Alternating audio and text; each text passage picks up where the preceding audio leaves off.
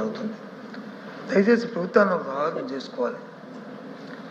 Budget పెట్టే ముందు మా సభ్యులు అడిగింది ఒకటే, మీరు ఏదైతే బడ్జెట్ కేటాయింపులు చేశారో ఆ కేటాయింపుల్లో మీరు చెప్తున్న లెక్కలు, మీరు చెప్తున్న మాటలు ఎక్కడ కనిపించట్లేదు.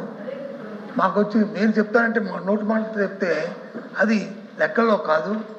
ఏదైతే మీరు బడ్జెట్ ఇస్తారో మా బుక్కు, ఆ పుస్తకంలో అవి కనిపించాలి అని చెప్పని సూటిగా మా సభ్యుడు అడిగారు. అధ్యక్ష, మేము కూడా అది అడుగుతున్నాం. నేను కూడా అది అడుగుతున్నాను ఈ సభ నుంచి.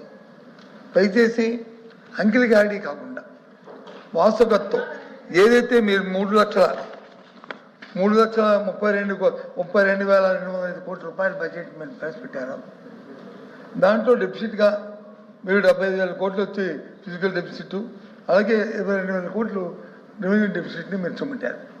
ఇది వాస్తవం. ఇది దాన్ని ఏ రకంగా మీరు రికవర్ చేసుకుంటారని అడిగితే దానికి వచ్చి మీరు వచ్చి బుల్డోజ్ చేయడానికి ప్రయత్నం చేస్తారు. ఇది ఇవాళ బుల్డోజ్ చేయొచ్చు, రేపు బుల్డోజ్ చేయడం అవ్వదు. ఎందుకంటే వచ్చే సంవత్సరం మళ్ళీ ఇదే సమావేశంలో మీరు మళ్ళీ పాత లెక్కలు చూపెట్టి చెప్పాలి. అప్పుడు చెప్పినప్పుడు వాస్తవాలు తెలుస్తాయి. దయచేసి నేను మీ ద్వారా ప్రభుత్వాన్ని అడుగుతుంది ఏంటంటే వాస్తవ విషయాలు చెప్పండి. ఎందుకంటే ఇందాకే చెప్పారు ఏదో పంజాబ్ నేషనల్ బ్యాంక్ అని, government of India, bank of Baroda చెప్పారు. ఓకే బ్యాంక్ ఆఫ్ బరోడా చెప్పారు. నేను చెప్తాను కేంద్ర ప్రభుత్వం తాలూకా నివేదిక ప్రకారం ఇవాళ ఆంధ్ర రాష్ట్రం 22వ స్థానంలో ఉంది. దేంట్లో? రెవెన్యూస్లో, జిఎస్టీ కానీ వసూలులో కానీ ఓన్ రెవెన్యూస్లో 22వ స్థానంలో ఆంధ్రప్రదేశ్ ఉంది.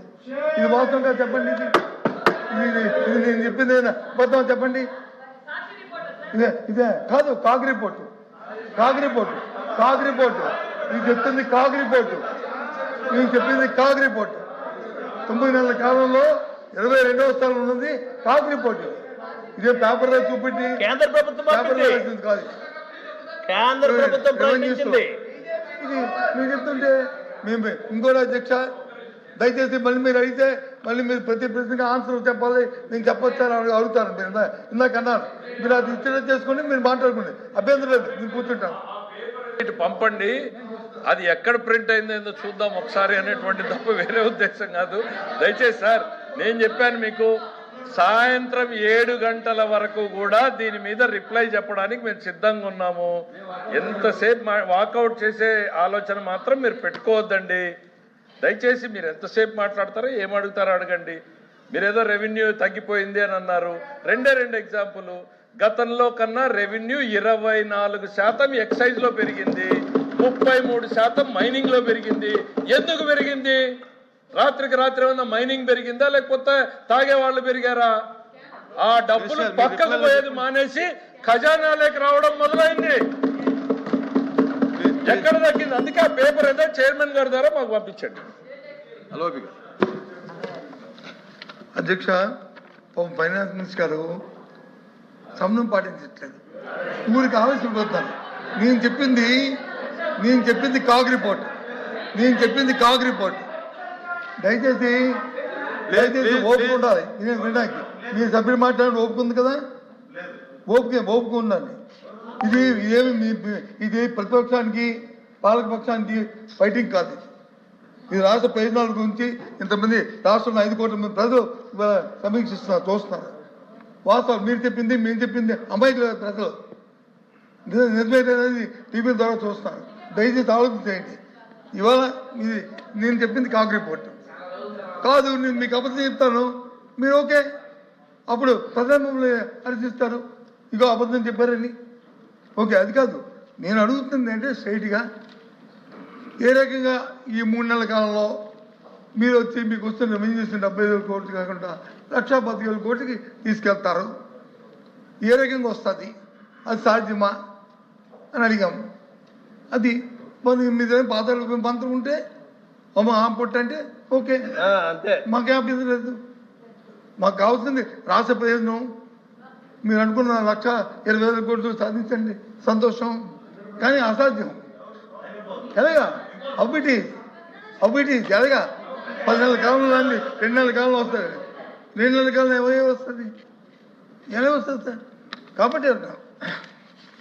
పోతే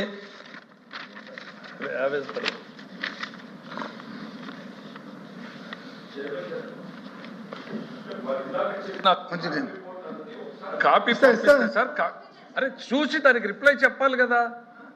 మీరు ఏ కాగ్ రిపోర్టో ఒకసారి పంపించండి సార్. మీరు పేపర్ చూపించిన తర్వాత ఇక్కడికి పంపడానికి ఎందుకు సార్ ఇంత సమయం మీకు? If it is a CAG report, లేదు పలానా ఇయర్ కాగ్ రిపోర్ట్లో పలానా పేజీ అని చెప్పండి, నేను చూసుకుంటాను. అది నిజమైతే నిజమని చెప్తాను, కాదంటే నిజం కాదండి సత్యబాబు గారు అని చెప్తాను. సార్ ఇదేంటి సార్ ఇది? సార్ ఇది మిస్లీడింగ్ ది హౌస్ సార్. ఇది sir this is the misleading the house sir. Sir ఇది misleading the house sir. Chairman గారు, this is misleading the house. Copy ఇవ్వండి సార్. కాపీ ఇవ్వండి సార్. కాపీ నాకు ఇవ్వండి సార్.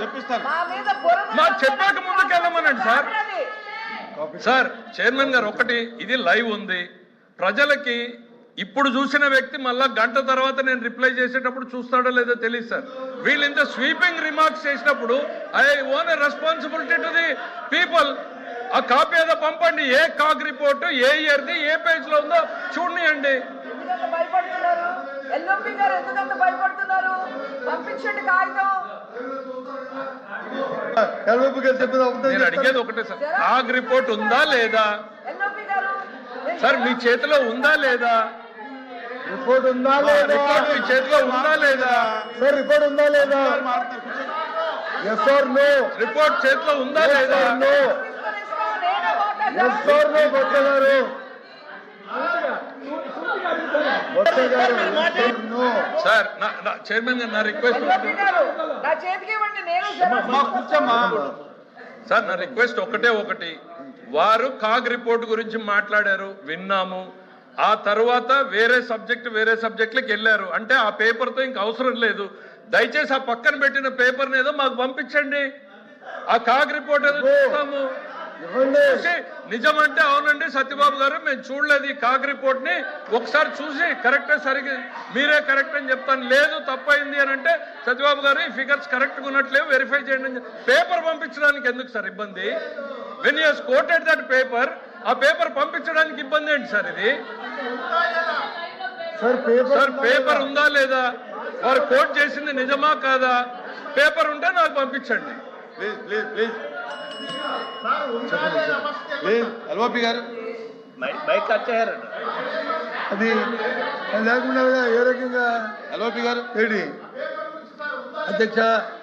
ముందు బాసు కూర్చో, పంపిస్తాను. ఎందుకు కాబరా?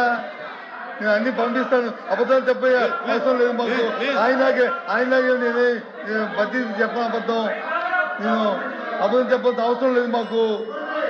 కూర్చో ఏంటి ఎందుకంత తొందర? కూర్చోండి, మాట్లాడుతున్నారు కదా. బుధాలు చదువుకుంటారు, బుధాలు చదువుకుంటారు, వాస్తవాలు చెప్తున్నారు, బుధాలు చదువుకుంటారు. చూసారండి ఇది నేను ఎల్ఓపి గారికి టైం ఇచ్చాను. మీరు అందరూ ఎందుకు? కూర్చోండి. ఏంటండి ఇది? ఏంటిది కాదు? ఏంటిది కాదు? ఆనంద్ నారాయణ రెడ్డి గారు. అధ్యక్ష